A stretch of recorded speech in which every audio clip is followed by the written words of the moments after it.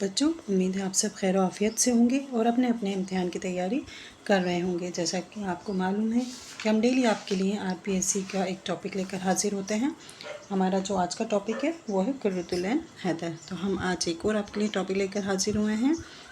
ہم نے کل ان کا جو افسانہ تھا وہ پڑھا تھا فوٹوگرافر۔ چلیے اس کا آغاز کرتے ہیں۔ ان کا جو نام تھا، ابتدائی نام، وہ کیا تھا؟ نیلوفر۔ اور ادبی نام ان کا تھا قرۃ العین حیدر۔ عرفیت ان کی عینی تھی۔ یہ امپورٹنٹ ہے، اس کو نوٹ ڈاؤن کر لیجئے گا۔ کئی بار پوچھا جاتا ہے کہ کس کی عرفیت عینی ہے، تو وہ قرۃ العین حیدر کی ہے۔ ان کے ماموں افضل علی نے ان کا نام نیلوفر سے بدل کر کیا رکھ دیا تھا؟ قرۃ العین حیدر رکھ دیا تھا۔ ان کی پیدائش 20 جنوری 1927 کو ہوئی تھی علی گڑھ میں، اور ان کی وفات 2007 میں ہوئی تھی۔ ان کے والد کا نام، یہ امپورٹنٹ ہے، ان کے والد کا نام سجاد حیدر یلدرم۔ یہ رومانی تحریک کے علمبردار اور علی گڑھ مسلم یونیورسٹی کے پہلے رجسٹرار تھے۔ ان کی والدہ نظر سجاد حیدر، یہ ناول نگار۔ ان کا ناول اختر النساء بیگ 1910 میں چھپا تھا۔ یہ بھی امپورٹنٹ ہے۔ تو ہم یہ کہہ سکتے ہیں اس چیز کو پڑھ کر کہ یہ ایک تعلیم یافتہ خاندان سے تعلق رکھتی تھی، اور اس کا اثر ان کی زندگی میں دکھائی دیتا ہے، کیونکہ انہوں نے کئی اعلیٰ جگہوں پر ملازمت کی ہے۔ اس سے ہمیں یہ پتہ چلتا ہے۔ ان کی تعلیم جو ہے، ابتدائی تعلیم ان کی دہرادون کے ایک پرائیویٹ اسکول میں ہوئی، اور MA انہوں نے انگریزی میں لکھنؤ یونیورسٹی سے کیا تھا۔ ان کا ادبی سفر جو ہے اس کا آغاز 7 سال کی عمر سے ہوتا ہے۔ انہوں نے 7 سال کی عمر میں ایک کارٹون نام کی کہانی لکھی تھی، اور یہیں سے ادبی سفر کا آغاز ہوا تھا۔ ان کی زندگی کا ادبی سفر شروع ہوا۔ یہ کہانی رسالہ پھول جو ہے، جسے کس کا رسالہ کہا جاتا ہے؟ بچوں کا رسالہ کہا جاتا ہے۔ یہ امتیاز علی تاج کا ہے، اس میں یہ شائع ہوئی۔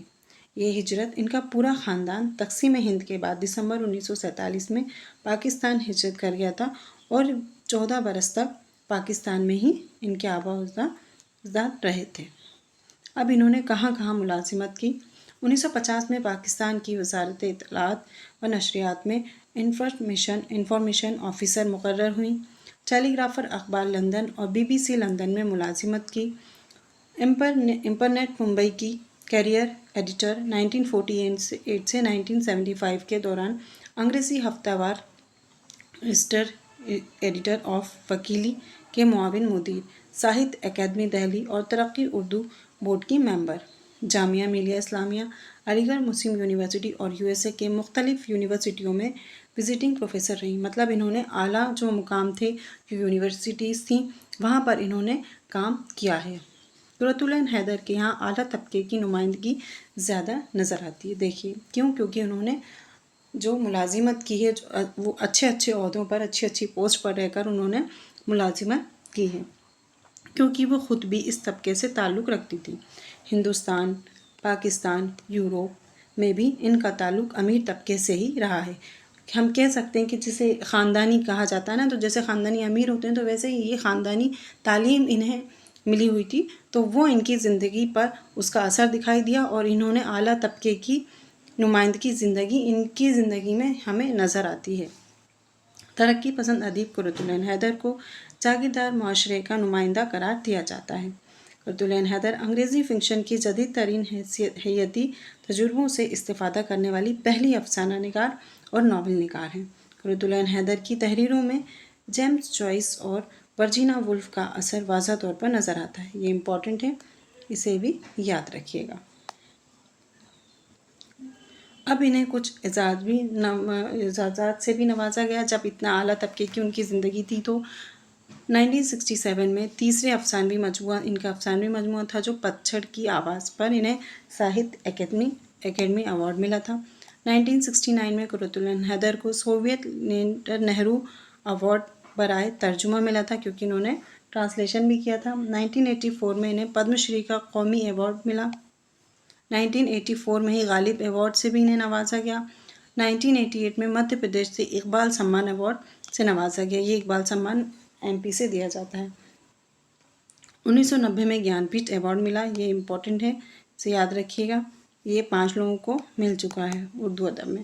1966 میں फेलो ऑफ साहित्य अकेदमी से नवाजा गया और 2000 में बहादुर शाह जफ़र अवार्ड मिला। 2005 में पद्म भूषण से नवाजा गया। कुर्रतुल ऐन हैदर के अदबी कारनामे, अब जब उनकी आला ज़िंदगी थी, आला तबके के आला ओहदे पर उन्होंने काम किया, इसलिए उन्हें इतने सारे एजाज़ात से नवाजा गया। अब उनके कुछ अदबी कारनामे हैं, वो देख लेते हैं। इन्होंने नावल लिखा मेरे भी सनम खाने 1949 में। ये इनका पहला नावल था। इसका मौजू दूसरी आलमी जंग और तक़सीम मुल्क ने जागीरदार तबके को किस तरह मुतासिर किया, किस तरह इनके ख्वाबों को चकनाचूर किया। इस नावल का उन्वान अल्लामा इकबाल के एक शेर से लिया गया है, मेरे भी सनम खाने तेरे भी सनम खाने, दोनों के सनम खाने दोनों की सनम खाने। ये इनका पहला नावल है, इसे याद रखिएगा आपके निसाब में। वैसे इनका अफसाना है क्या, फ़ोटोग्राफ़र, जिसका खुलासा हम कल पढ़ चुके हैं, लेकिन कुर्रतुल ऐन हैदर के हालात ज़िंदगी भी हमें जानना ज़रूरी है। सफ़ीनाए ग़मे दिल, ये 1952 में लिखा था। इसके बाद आग का दरिया, ये इम्पोर्टेंट है। ये 1959 के उन्वान जिगर मुरादाबादी के शेर से माखूज़ है। ये इश्क नहीं आसान, बस इतना समझ लीजिए। इसका जो उन्वान है ना, आग का दरिया, वो इस शेर से लिया गया है। एक आग का दरिया है और डूब के जाना है, और इसमें ही शऊर की रूह की टेक्निक का इस्तेमाल किया गया। आखिरी शब के हमसफ़र, ये 1979 में लिखा गया। इसके बाद कार जहाँ दराज है, जो 1977 में पहला हिस्सा शाया हुआ है इसका। ये 3 हिस्सों पर मुश्तमिल है। कुर्रतुल ऐन हैदर का सवाने नावल है ये इम्पॉर्टेंट है। कौन सा, कार जहाँ दराज, ये इनका सवाने नावल है। इसका उन्वान अल्लामा इकबाल के शेर से माखूज़ है। ये शेर यहाँ पर दिया हुआ है। फिर है गर्दिशे रंग चमन, ये सारे इनके नावल हैं। चांदनी बेगम, ये भी इम्पॉर्टेंट है, ये 1990 में लिखा गया। इस नावल का मौजू फेडरल निज़ाम और इसका ख़ात्मा है। इसके अहम किरदार चांदनी बेगम और कनीज़ अली हैं। उन्होंने कुछ नावल भी लिखे हैं जो इस तरह हैं। सीताहरण 1960 में लिखा था। चाय के बाग 1964 में लिखा। हाउसिंग सोसाइटी 1966 में लिखा। दिलरुबा 1976 में। अगले जन्म मुहे बिटिया ना कीजो, ये मोस्ट इम्पॉर्टेंट है, कई बार इम्तिहान में पूछा गया है। इसमें औरत के साथ होने वाली नाइंसाफ़ियों की दास्तान बयान की गई। फिर इनके अफसानवी मजमूए, सितारों से आगे, शीशे के घर, पतझड़ की आवाज़, रोशनी की रफ्तार, जुगनू की दुनिया। इनका जो आपके इसमें जो इनका वो दिया गया है अफसाना, वो इसी में है, रोशनी की रफ्तार में, फ़ोटोग्राफ़र।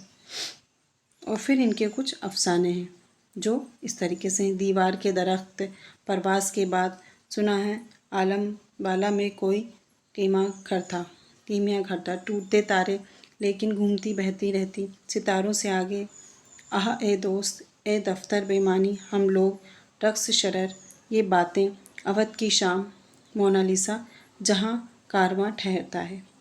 ये इनके कुछ अफसानवी मजमूए हैं। और इसी अफसानवी मजमूए में है कौन सा, इनका फ़ोटोग्राफ़र। तो ये कुर्रतुल ऐन हैदर के मुतालिक कुछ बातें थी जो आप तक पहुंचानी थी। उम्मीद है कि ये आपके आने वाले इम्तिहान में, जो आपका RPSC का इम्तिहान में, उसमें आपके लिए कारआमद साबित होंगी। शुक्रिया।